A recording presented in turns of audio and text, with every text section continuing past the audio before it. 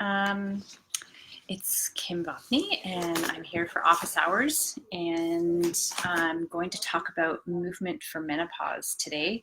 So I'm going to be asking questions, I'm going to be answering questions about exercise and fitness as it pertains to perimenopause and menopause and beyond.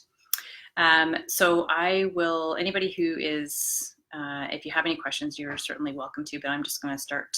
I'll just introduce myself a little bit more detail and then answer or start talking a little bit about some of the philosophies that I preach and use. And as a side note, I did a webinar for, I'm sitting on a ball if you wonder why I'm rolling and moving back and forth.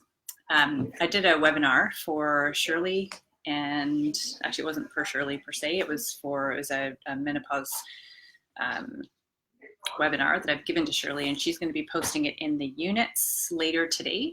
So a lot of what we talk about today will be covered in that. If you ever want to refer back to anything, you've got that webinar to refer to, or you can certainly reach me at any time. So kim@vaginacoach.com is my email. Vaginacoach.com is my website, and my handles on social media, Facebook and Instagram is Vagina Coach as well.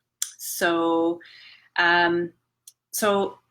my background is fitness. So I'm a personal trainer, and I originally started out with my business focusing on pregnancy, and it was really focused on the pelvic floor specifically as it pertains to pregnancy, because I felt like that was a time of life where we had such a huge opportunity to increase awareness and put women in a position where they had more knowledge and they could make better choices or different choices based on their pelvic health, and then know what to do from a recovery perspective, and as they age, what they would do going forward. So that's how I started. And as I transitioned into, beyond the baby stage into motherhood and now approaching perimenopause, my business has evolved with me. And I find now most of my focus is really on peri and post menopause. And the fitness side of things has been consistent throughout. And the principles of pelvic health have been consistent throughout. There's obviously different influences depending on the different life stages. And today we'll talk mainly about peri and post-menopause.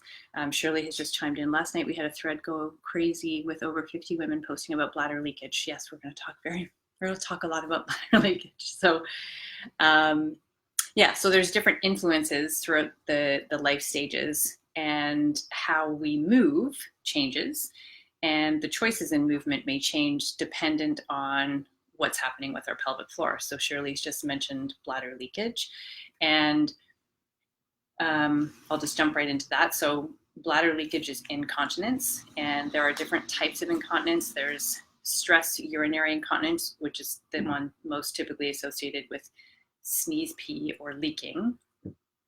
And essentially what that means is there is a pressure that is exerted that the sphincters and the muscles are unable to manage, and therefore urine leaks out.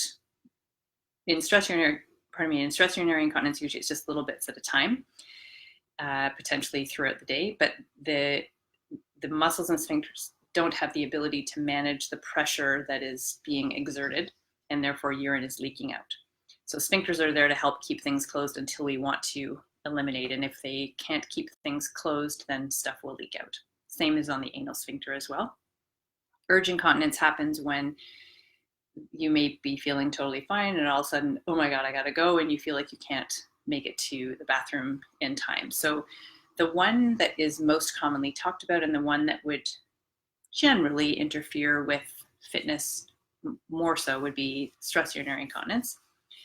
And when I say interfere with, I don't mean that it prevents you from doing things, but sometimes women make choices based on their bladder. So sometimes they don't do certain exercise because they leak, or maybe they are going to the bathroom just before a fitness class, and then maybe once or twice during the fitness class because they don't want to leak. And so they start to change their movement patterns because they don't like leaking, or they don't want to make it worse, or they don't want to have to deal with that, or they don't want to have to put a pad in because it's embarrassing, or whatever. There's many different reasons, but the main point is two main points. One, bladder leakage is very common, but it's very, very treatable, and most women don't know that, and many accept that it's just the way that it is, and it's normal because they're getting older, because they've had children, and it can happen to women who've never had children as well. So they're thinking it's normal, and they don't know that there's help. And then the other point is that movement is important, and movement is really, really essential for our long-term health, pelvic health, but also our overall health. So if we're starting to restrict movement because of that, then we're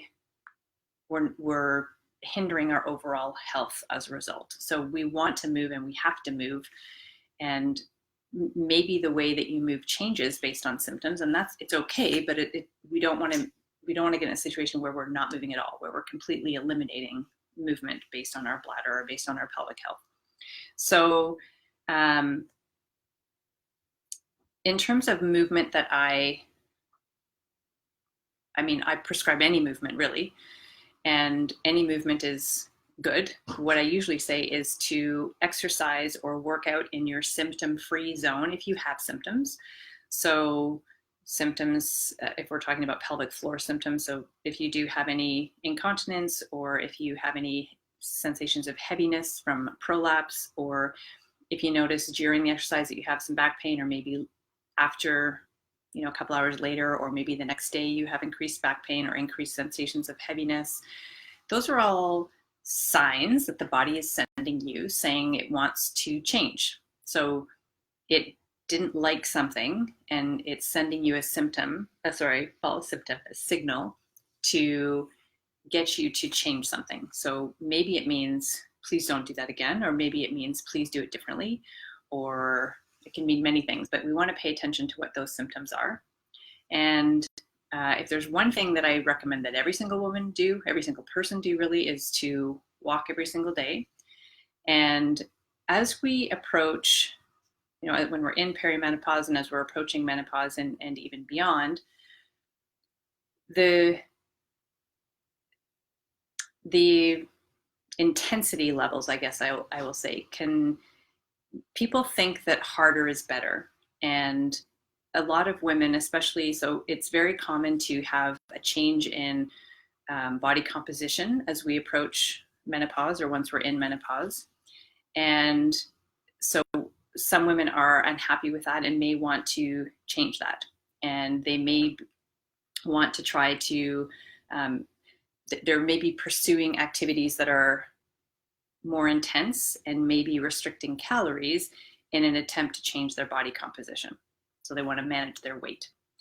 And many people play the calories in, calories out game, which has been, maybe was successful at one point, but with the influences of hormones as we are in perimenopause and beyond, the effect on our metabolism changes as well. So I remember when we were at Mokita, Dr. Lorna Vanderhaeg was on the panel with us, and she said, women often come to her and say, well, I haven't changed anything. I haven't changed the way that I eat. I haven't changed my fitness, my exercise level, but my body's just different. And she said, because maybe you need to change something. So you may be doing exactly the same thing, but there have been changes in our bodies with regards to hormones and what have you that are now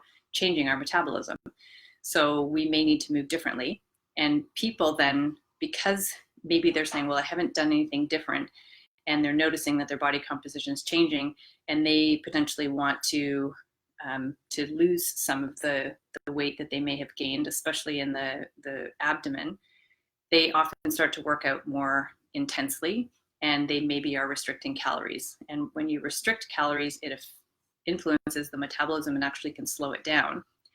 And when we exercise really, really intensely, we want some intense exercise is a good thing, but many times the intensity level is fairly high and done for a long period of time. So a lot of people will spend, maybe they'll spend more time running or more time on the treadmill or more time doing cardio, thinking that it will burn more calories. And what happens is it raises cortisol levels, and cortisol can work against us. So we have to approach our fitness differently as we are in perimenopause and beyond, due in large part to the hormonal fluctuations and then the eventual drops in estrogen, and we kind of lose that beautiful balance between estrogen and progesterone that really, really helps us. So we need to make a couple of different changes with regards to how we move and the exercise choices that we have. So I'll touch a little bit on hormones. So when we are menstruating, we have two phases in our menstrual cycle called the follicular phase and the luteal phase. And in the follicular phase, that's when the follicle is maturing and getting ready for release at ovulation. And during that time, it's a source of estrogen. The follicle is a source of estrogen. And the progesterone levels are really quite low. And then we have ovulation, and that follicle gets released, and it's now called the corpus luteum. And the corpus luteum at that point then becomes a source of progesterone. And so when we lose our menstrual cycle, when we're in perimenopause, we may not be having a menstrual cycle all the time. So we may not be having ovulation all the time, which means we might not have that kind of influence, that addition of progesterone. But then when we stop menstruating completely, that whole cycle, that whole beautiful balance and cycle and kind of synergy between estrogen and progesterone is lost. And estrogen makes the body more insulin sensitive. Therefore, part of the response when we eat food is insulin comes and gets the sugar out of the blood and brings it in and either uses it right away or puts it into storage. And when we are,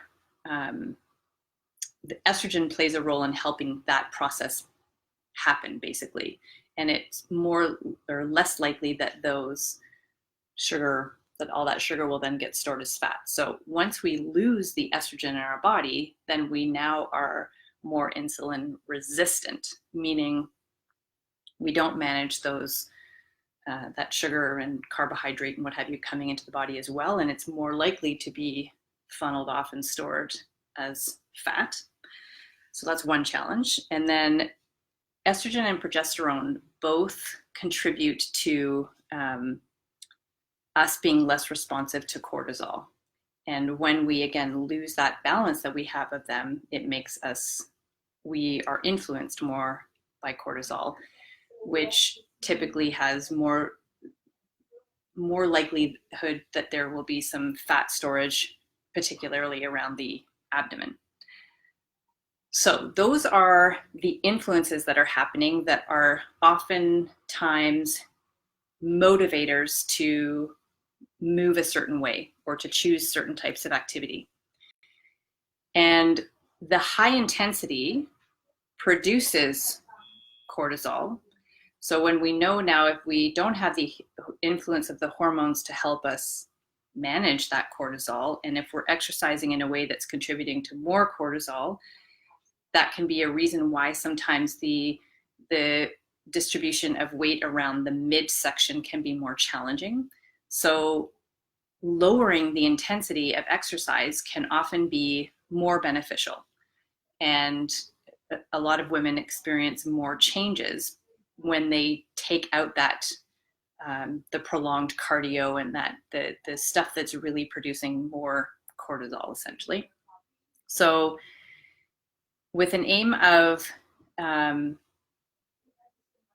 reducing the amount of cortisol and balancing our metabolism, we want to move in ways that Sorry, there's a dog in the office downstairs below, pardon the barking.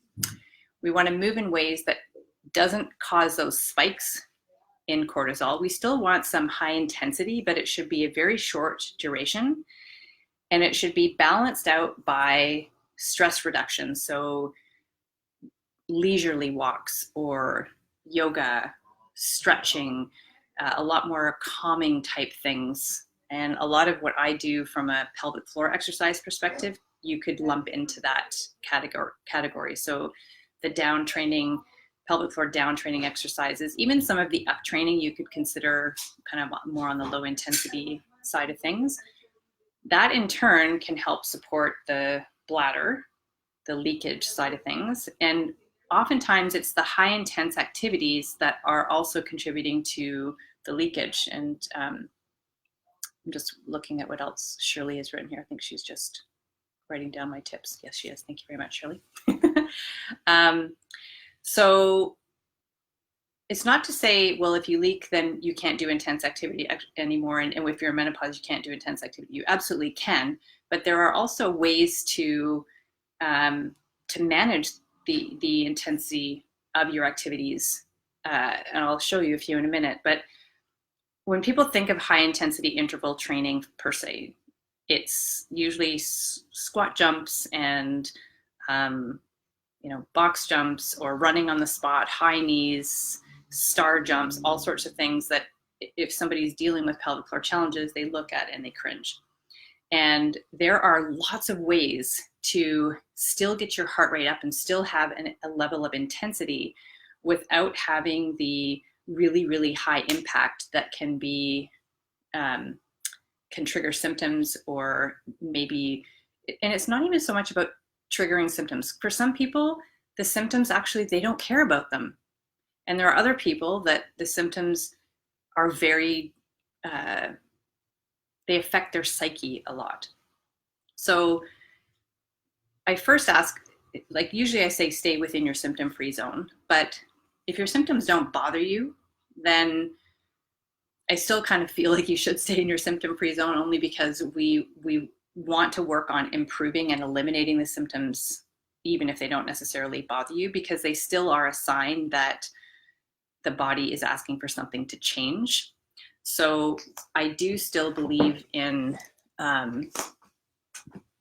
working out in your symptom-free zone. But that being said, if there's an activity that does bring on some symptoms that feeds another goal of yours, or it feeds another part of your life, some people feel energized by doing box jumps, or some people feel strong or powerful, or whatever it is. Maybe it's they do it in a community with other people and they want to still be a part of it, and that's totally fine.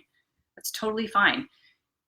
But I still say, if you do experience symptoms during those activities, then also offset that training with something that will help support that. So pelvic floor exercise, pelvic floor physio. So I know Jillian was on here with office hours as well. And I've known Jillian for years. She's awesome. And her and I, our work is very, very complementary, and we are very well aligned. Work with somebody like Jillian every single year, check in with your pelvic floor physio, and then you can be doing your own exercise, pelvic floor centric exercise along the way. But it doesn't need to be just standalone. You don't just have to have a tiny little Kegel exercise practice and then go do your other workouts. You can incorporate them into, what's on this side, I guess on your screen, the Kegel Mojo piece. So what my Mojo is basically bringing pelvic floor exercise into movement. So it's one thing so I'm sitting on a ball right now. It's one thing for me to sit here and do Kegels. You couldn't see that I was doing Kegels, but I'm doing Kegels right now. So I've contracted and lifted my pelvic floor, and then I let it go, and I contract and lift, and I hold on and I let it go. It's okay to do this. It's okay to sit and do some Kegels, or even lie down on the floor, or do them while you brush your teeth. That's totally fine to do. But that doesn't translate into when I want to bend down and pick something up, or when I want to lift a weight. And that's oftentimes when the bladder leaks might show up. So we need to train in dynamic movement so that it translates into those movements better. And if you are experiencing symptoms, so for instance, say you do skipping at the gym, and after 2 minutes of skipping, you notice that you start to feel like you're going to leak, or maybe you do notice that you leak, you have a choice. You could eliminate the skipping and choose something else. You could do the skipping differently. So maybe you don't jump as high. Maybe you're doing double unders. So maybe you don't do double unders. Maybe it's just one. Maybe you stop at 1.5 minutes. Maybe you stop at a minute, or maybe you do 2 phases of a minute or 4 phases of 30 seconds skipping as opposed to 2 minutes. So just kind of playing around with different reps, different ranges of motion, different speed of execution, and different exercises. You always have a choice. I'm not going to say I won't, but I very rarely say that exercise is not appropriate. And it's usually more so in pregnancy when I may have women eliminate certain types of movements, but not necessarily in peri and post-menopause. So find the movements where you can stay in your symptom-free zone. And eventually, as you become stronger and as your pelvic floor becomes more responsive, you'll be able to push that boundary a little bit more. So it's not saying you can't ever skip it for 2 minutes again. It just means right now, 2 minutes is when your body is saying, that's more than I can manage. I can manage 1.5 minutes. So you do that. In the meantime, you're also working on the other aspects of pelvic floor strengthening. And then pretty soon it's 1.75 minutes. And then you're up at 2 minutes. And then you're doing that without the symptoms. And potentially you even break through that barrier. So pay attention to what your body is asking, and know that the symptoms are a signal, a request for something to change. And then ask yourself, or play around with your movement and see how you could do it differently. So let's do some jumping. I've got bare feet on a sticky mat, so that's why you hear all this funny foot noise. Hang on, I need to move my mat back so you guys can see everything.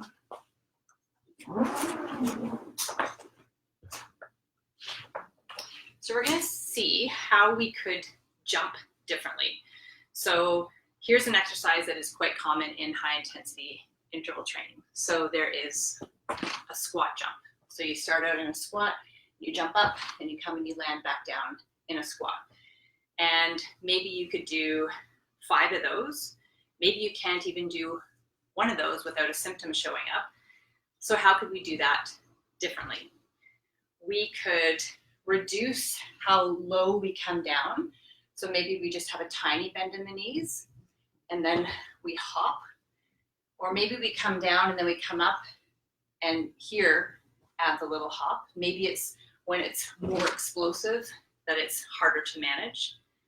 Maybe we just stand on the spot and just do some quick heel lifts where we're actually not even coming off the ground.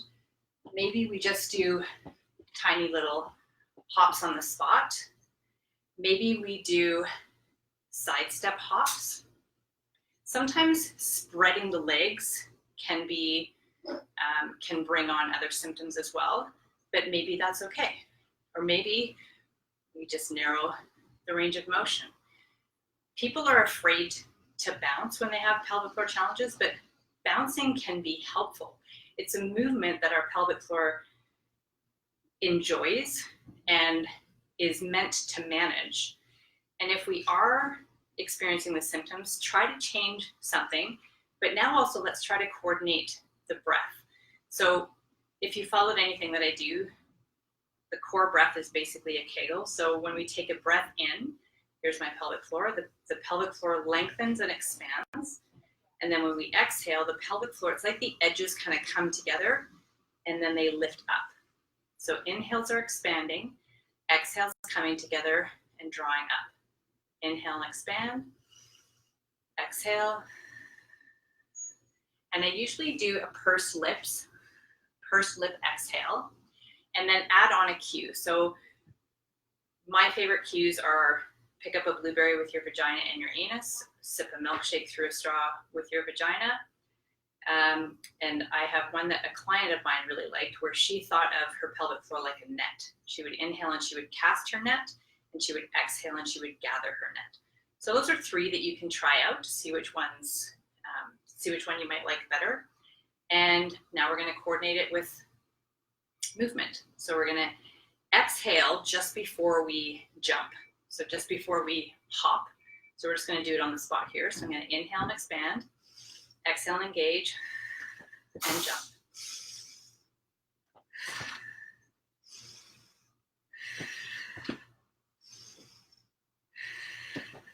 And if you notice, I'm exhaling and engaging just before I jump. So we're trying to retrain the anticipatory element of our core, where our pelvic floor knows what we're going to be doing and is prepared for it. So a quick sidebar, there's a urogynecologist in Reno, and he does wireless EMG recordings of the pelvic floor, the deep abdominals, the transversus, the inner thighs, and the glutes. And he looks at which exercises recruit those muscles the most. And he took video recording just like this with people who were hooked up. And one video that we watched was a woman doing this tree pose. And so she's standing here in her tree pose, and we were watching the readings. So along the side of the screen were her readings of her muscles, and we could also see her exercise.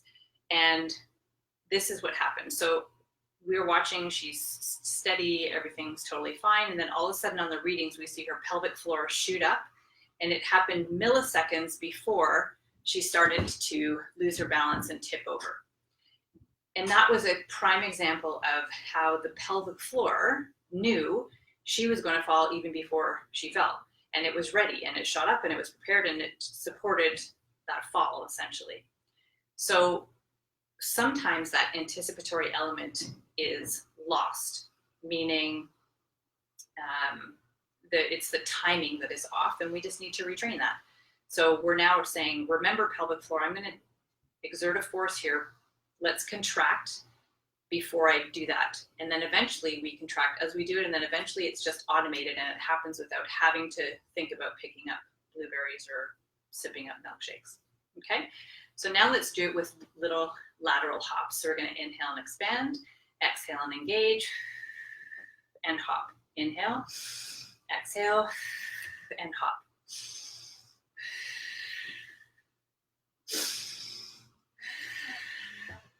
Okay, if you want to try the more explosive version, the same thing happens. I'll turn around this way. We're going to inhale as we come down, and we're going to exhale and jump.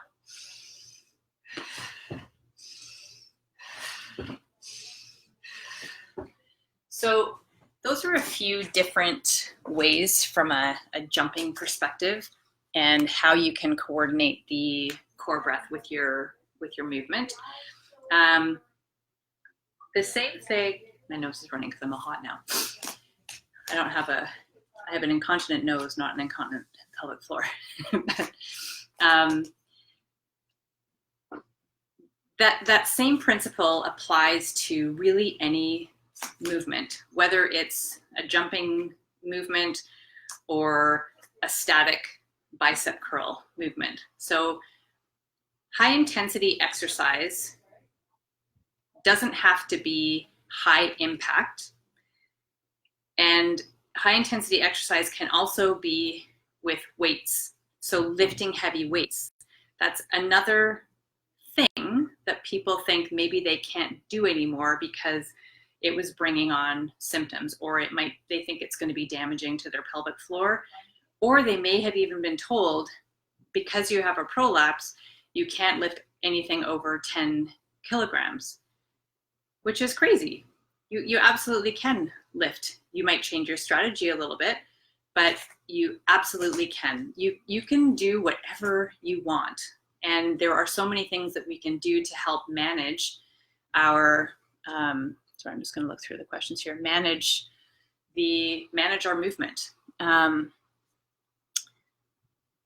hang on one second, there's a question. I've joined a gym and I'm working with a trainer a year in, and there is a marvelous big difference between then and now. Still feeling a need to work on core and pelvic strengthening. I had started to have leakage issues, but that has pretty much stopped as I have progressed in strengthening muscles. Okay, that's awesome. And also a testament to the fact that movement is really, really important. So some people notice that once they start exercising, their symptoms of, for instance, leakage may actually stop, because the pelvic floor is involved in pretty much everything that we do. So if we have maybe been more sedentary, or maybe we have been sitting and not participating as much because we were afraid of making the pelvic floor worse, that actually has potentially contributed to it getting worse, more so than pursuing activity. And oftentimes, once you get up and get moving, the pelvic floor is now brought into activity that helps to strengthen it. So so thank you for sharing that. That's awesome. The other thing to consider is, especially with regards to keeping our metabolism balanced, as we're in perimenopause and menopause, is to add weights. Add weight training if you aren't already doing it. So I was already just kind of mentioning lifting heavy. It can contribute to rises in cortisol, so we don't want to do hours and hours and hours of weight training. But I like when we can incorporate the high intensity intervals with weights. So you're getting the intensity, and because you're lifting a little bit heavier, lifting more than your body weight, you're getting some cardio activity in there as well, but you're also building muscle. So the other thing that happens with menopause, there's another pause called somatopause, and we start to lose human growth hormone, and we start to lose muscle mass.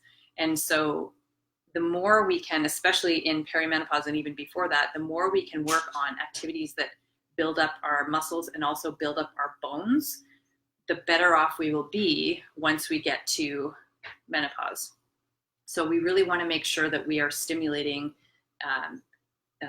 testosterone, and that we are stimulating human growth hormone by exercise and by lifting weights. So if we're lifting something, I'll pretend this is I don't have any dumbbells here right now, but let's pretend that this is a dumbbell, like a barbell, that I'm going to come down and I'm going to pick up after I've squatted. So you'll see a lot of people do this type of an exercise with a barbell here. We could even do it as a deadlift, so I'll show you both versions. So the same principle applies with your breath. So you're going to inhale as you come down, and you're going to grab your weight here. I'm grabbing it not how I would grab a barbell, and then I exhale to engage, and then I stand back up. Inhale down, exhale up, and exhaling just before you stand up.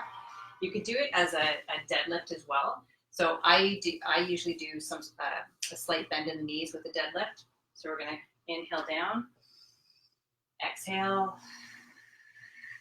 and pick it up. Inhale down, exhale, and pick it up.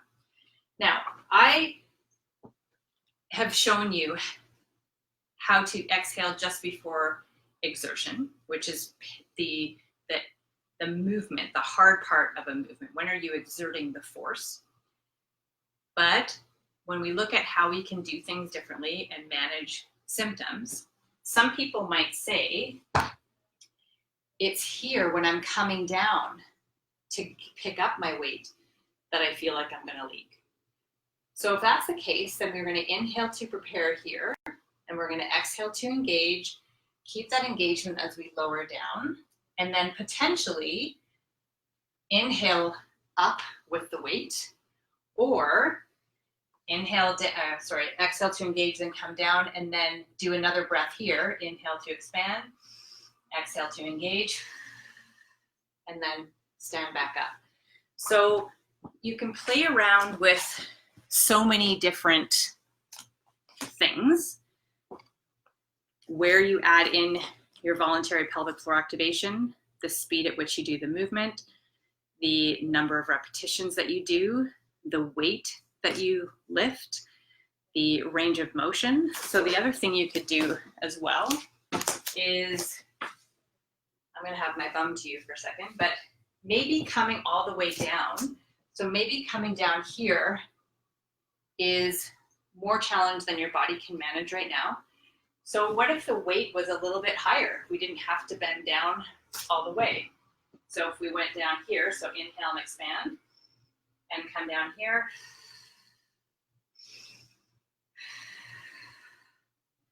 So that's something that I often do with new moms, and especially new moms who may have prolapse. Get the car seat up on a table first, and rather than having the car seat down on the ground and having to pick it up from a lower position, put it up a little bit higher, so then it reduces your range of motion for a short period of time until you've built up the ability to go a little bit higher, lower. So it's all about finding different ways. Always ask yourself, how can you do this differently? And play around with all of those things while keeping the core breath, or the Kegels, part of your activity. So generally speaking, physiologically, our breath, so here's our diaphragm and here's the pelvic floor.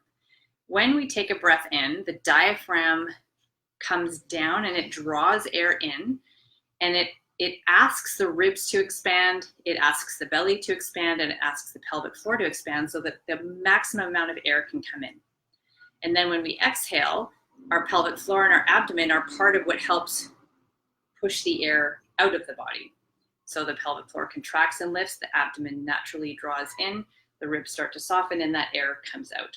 So physiologically, inhales are a lengthening of the pelvic floor, and exhales are a contract and lift of the pelvic floor. So the way I teach the core breath is to exhale just before you exert the force, because that's when you want the pelvic floor to be engaged and up. But as I just showed you, if you have symptoms that are showing up on the down part, the inhalation part, in a movement, then try doing it with the contracted pelvic floor first to come down into it, and then either inhale up or take another breath there and then contract and re-engage and then stand back up. So I hope that makes sense on that. Generally, when I'm working with people is I want to, first of all, find out what their goals are. Maybe it's to run a marathon, or maybe it's to get back to running, or maybe it is to just be able to play with their kids, or maybe they've joined CrossFit and they've noticed that they have great changes in their body, but they're noticing that they're maybe have a bit of back pain, or they might have a bit of heaviness from prolapse and they want to manage that. There's all sorts of different goals. So find out what those are first. And then I want to evaluate where their symptoms are showing up. So either that's with me watching them, or them telling me where they are showing up. And then we play around with how we can offset that.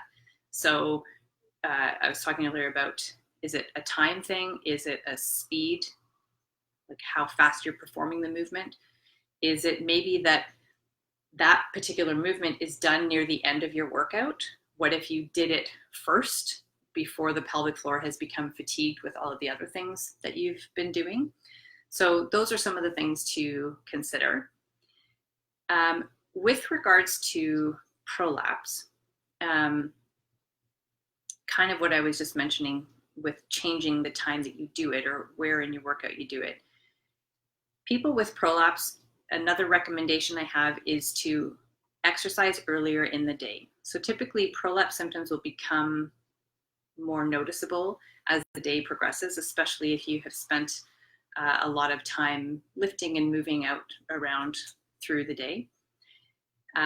So if you can add your exercise in at the beginning of the day, that can help offset the symptoms, but it can also help potentially the muscles be more responsive to that exercise. They haven't been fatigued through the day. They haven't been trying to support that organ through the day.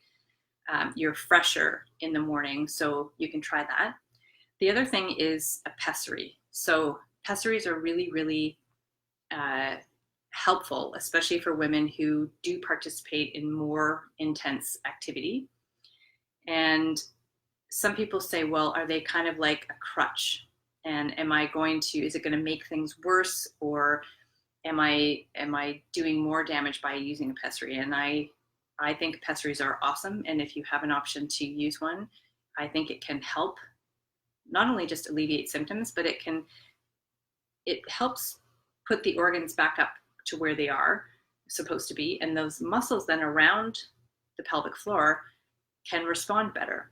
So it often helps improve the function of the pelvic floor when the pessary is in, which then translate into, over time, maybe you don't need the pessary quite as often. Some people wear a pessary just for running, and they wear it because it helps stop the leaks, but they psychologically like the fact that there's an element of support there, and they don't feel like their organs are vulnerable every time they're taking a step. Some people wear it again for heavy lifting. So if you have an opportunity to be fitted for a pessary, I highly recommend that. Typically, you will see a gynecologist for that. So right now in BC, I'm in British Columbia. I don't think there are any physios right now who are currently doing pessary fitting. I know there are some in Ontario who do, and some in Quebec who do.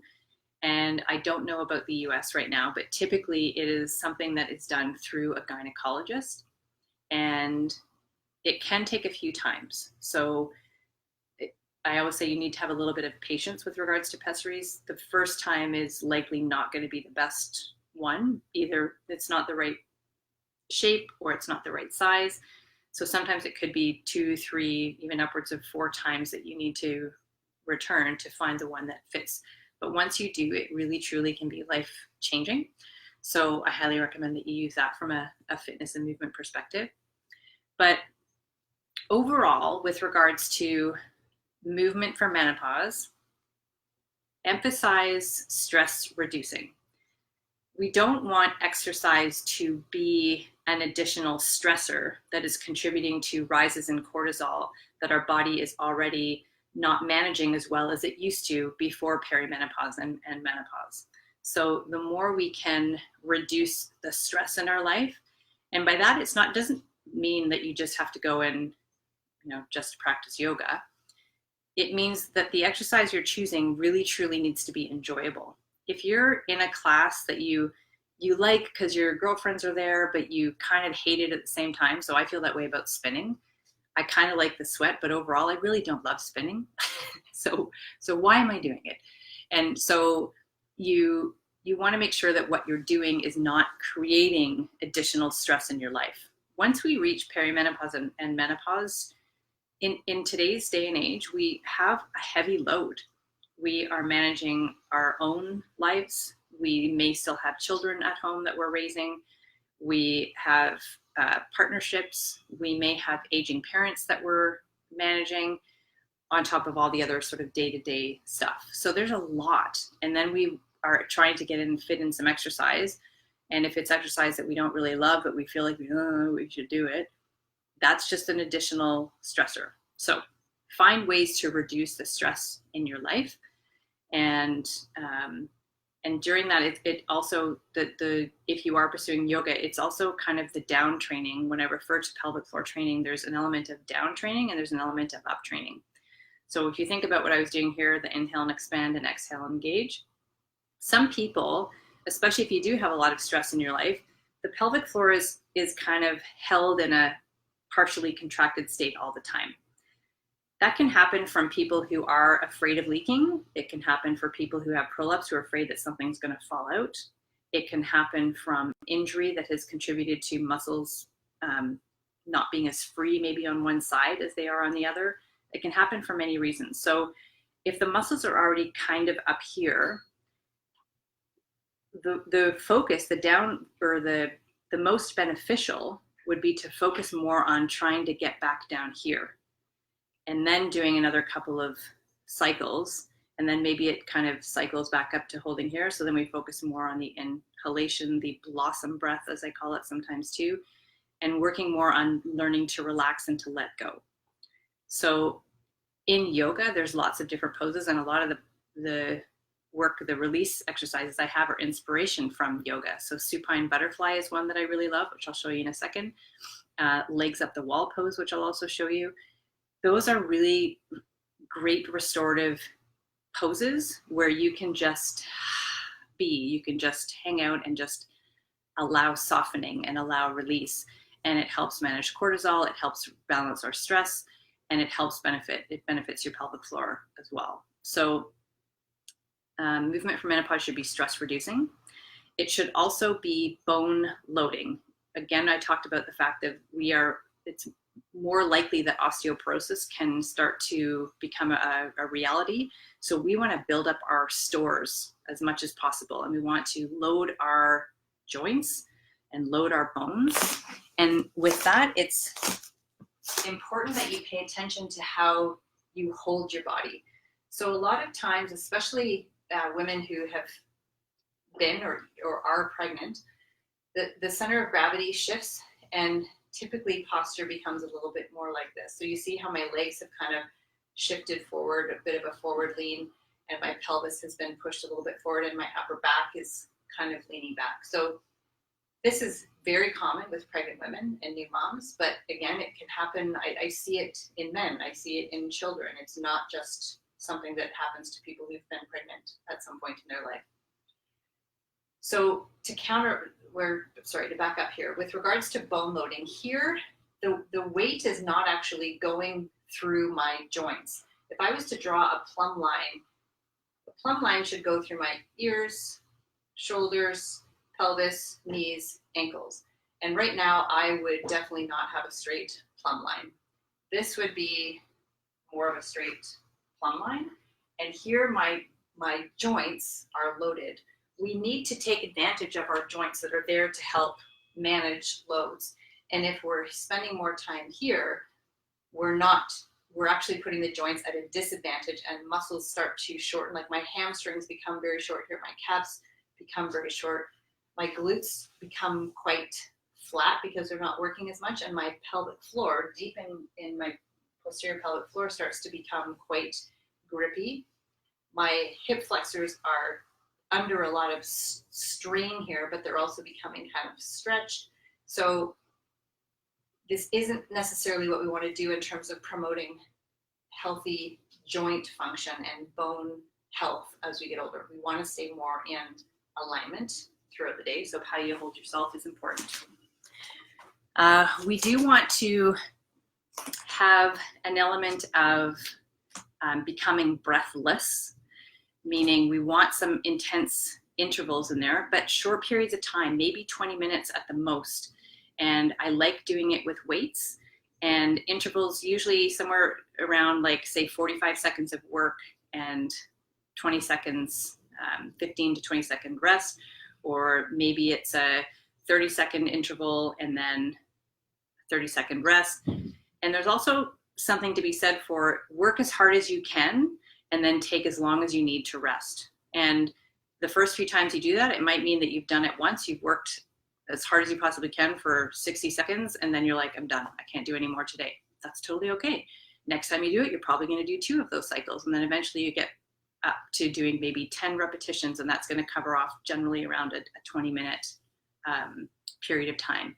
So shorten the amount of time that you're working out, still keep some intensity in there, vary your intervals, play around with your rest periods and take the rest that you're needing, but try to work out in the work zone, try to work as hard as you can, but also keep in mind your pelvic floor. So if the jump squats are too much and it doesn't feel good, and maybe it feels good for one set and then not for the others, do what you can for that period of time and then see how else you can change that. So even doing this with no jumps, so I'm not jumping, all I'm doing is some quick squats, that will still get your heart rate up.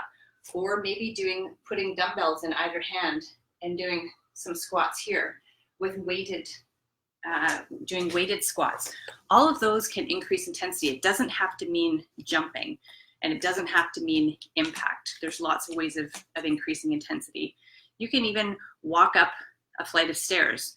one step at a time, or I do lots of times I do twice, 2 stairs at a time, and then I walk back down slowly, and then I go up quite quick, 2 stairs at a time, and then I walk back down gently.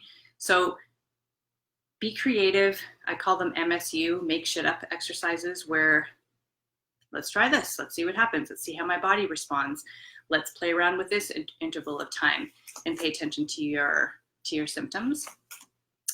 I think those are the main points that I wanted to make: bone loading, stress reducing, revving up the metabolism, and I think that was it. So unless there are any other questions, there wasn't a lot of, oh, there's a couple more. Pessaries, yes or no? Kim, yes, I believe they are. So if you have any other questions, then feel free to email me, kim@vaginacoach.com, or you can tag me on the page. And my final words are, the pelvic floor is our center. It's our power source. And oftentimes we can lift heavier, we can run faster, we can run farther, we can do things more efficiently when our pelvic floor is working optimally. Sometimes it means backing off of those other activities and focusing on the pelvic floor and then gradually adding those back in. Or it might mean changing some of those other activities while you are working on the pelvic floor. Most efficient is to bring your pelvic floor into your workouts. So rather than you can do a 5 or 10 minute pelvic floor exercise. Oh, I said I was going to show you a couple stretches, and I'll do that in a minute.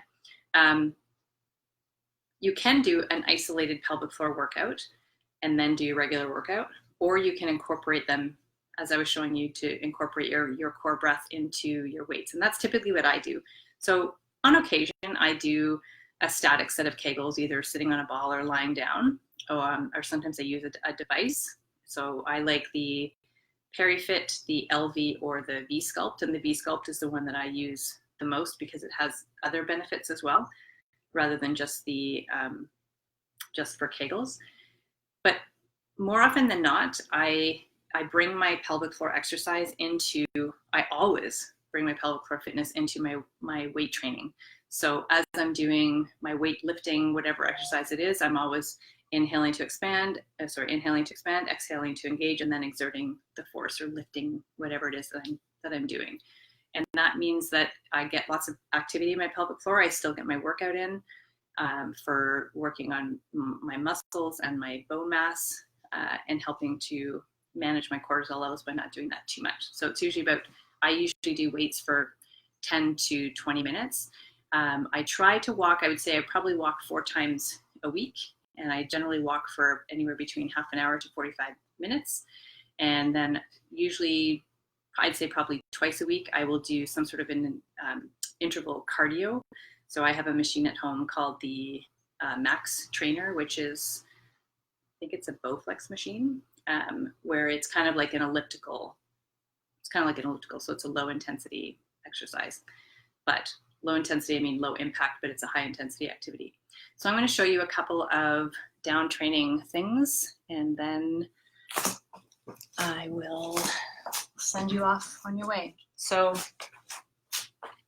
supine butterfly. So this is butterfly pose in yoga, where you bring your feet together, soles of your feet together. I like to bring this into a supine, so meaning lying down on your back. And you may want something under your head if you find that you have, if you're lying on your back and you notice that you're kind of like this, then you would like to put something under your head so that your head stays more neutral. And then when you're here, bring the soles of your feet together and just allow your knees to fall out to the side. And for some, so this feels manageable for me, but some people feel like it's too much and they want a little bit of support. So put something underneath your legs to support the bones, so then the muscles can relax. And then you just hang out here and you're doing nothing. You're it's an allowing exercise, not a doing exercise. So you just hang out here. And if you are somebody who you may hold on to more tension in your pelvic floor, then think about blossoming. Think about expansion between your sit bones. Think about space. Let go of tension in your inner thighs, in your belly, in your glutes.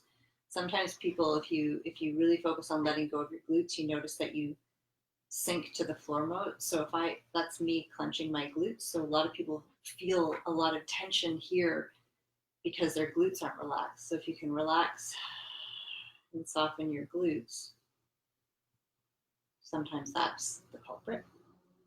So that's supine butterfly. Another lovely stretch that I like is legs up the wall. So for this one, come close to the wall. So I'm like, my shoulder is pretty much resting on the wall here. So you're coming in quite close. And then you're going to, just making sure that you're going to be able to see me, you're going to lie down. And then you're going to reach your legs up and you kind of shimmy yourself around. And then you hang out here. And this may be enough. And if you want a little bit more, you can allow your legs to open out to the side. And then again, you just hang out and check in and make sure your belly's relaxed. You will feel a significant stretch in your inner thighs here. If you need some sort of a prop, you can again bring it underneath so that your leg can rest. A stack of towels would also work here. And you choose between open and closed where you want to hang out. Some people may also like to do this with a prop underneath their pelvis. Maybe that feels more supportive for you or better for you. So you just play around and find what you like. And then hang up there.